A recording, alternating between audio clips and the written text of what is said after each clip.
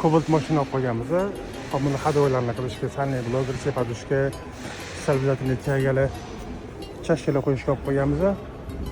Supportga remont qilaman deb bunaqa burjini qo'yib qo'yishganda, xudo xayrlan bergur, bunaqa burjini qo'ymanglar. Bu chiqib ketsa granatani yirtishi mumkin, tormozni shlankani yirtishi mumkin. O'zi Cobaltlarning supporti uncha-munchaga taqilmaydi.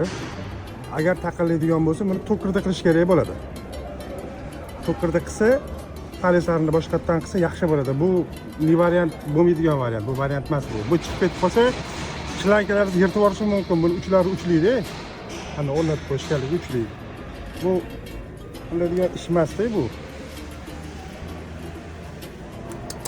Mana burjini qo'yib qo'yishadi bunaqa narsa.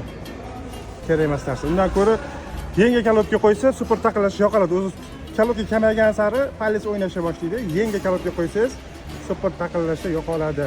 Cobalt o'zi uncha-munchaga super taqillamaydi. Damazda, Sparkda, Nexia'larda Lacetti-largacha yaxshi taqillaydi, lekin Cobaltda uncha-munchaga taqillamaydi. Buni qilish shart emas.